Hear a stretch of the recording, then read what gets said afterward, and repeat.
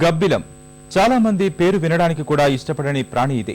రాత్రిళ్లు మాత్రమే సంచరించే ఈ జీవులు పగలు గుబురు చెట్లపై వేలాడుతూ ఉంటాయి.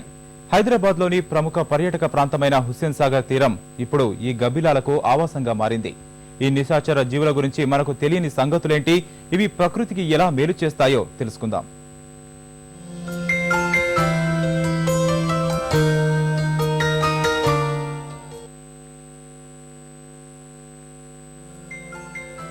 ఒక చల్లని సాయంత్రం హుస్సేన్ సాగర్ తీరం. కనుచూపు మేర కనిపించే జలసోయగాలు, అస్తమించిన అరుణవర్ణంలో కనువిందు చేసే అరవిందుని ఆనవాళ్లు. ఆకాశం తానే ఓ కాన్వాస్ గా మారి నిమిషానికో వర్ణ చిత్రాన్ని ఆవిష్కరిస్తూ చేసే రంగుల మాయాజాలం అందరినీ అలరిస్తుంది.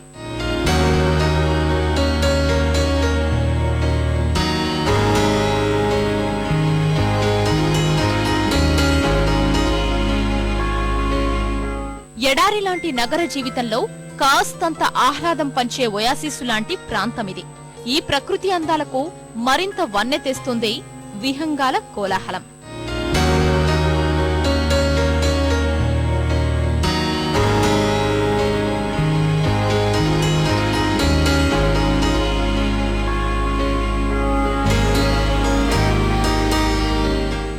ఎక్కువ మంది అనుకున్నట్లు ఆ ఎగిరేవి పక్షులు కాదు, గబ్బిలాలు. వీటిని చాలా మంది పక్షులుగానే భావిస్తారు. కాని గబ్బిలం క్షీరదం, పిల్లల్ని పాలిచ్చే పెంచుతుంది. హుస్సేన్ సాగర్ తీరమంతటా ఇవి పెద్ద సంఖ్యలో నివాసం ఉంటున్నాయి. సాగర తీరంతో పాటు అల్వాల్, ఉస్మానియా యూనివర్సిటీ, హైకోర్టు ప్రాంగణం, గోల్కొండ, గండిపేట వంటి అనేక చోట్ల ఇవి ఎక్కువగా కనిపిస్తాయి. మన దేశంలో కనిపించే గబ్బిలాల్లో 22 రకాలున్నాయి.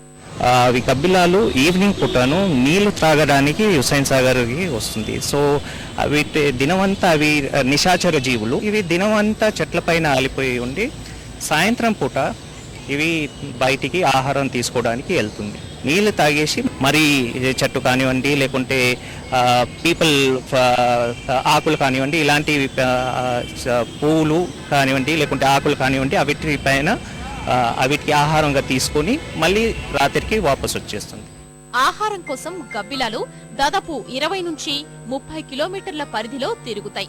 15 కిలోమీటర్ల దూరంలో మాగిన పండు వాసనను కూడా ఇవి పసిగట్టగలవు. మర్రి చెట్లు మొలకెత్తడంలో, రాత్రిపూట పూచే పుష్పాల ఫలదీకరణంలోనూ ఈ క్షీరదాలు కీలక పాత్ర పోషిస్తాయి. విత్తనంకెళ్ళి మర్రి చెట్లు మొలవాలంటే అవి గబ్బిలాలు కానివ్వండి, లేకుంటే పక్షులు కానివ్వండి, అవిటి ఒక గట్లోకి వెళ్ళి ఎంటర్ అయ్యి ప్రాసెస్ అయిపోయిన తర్వాతనే అవి మొలుస్తాయి.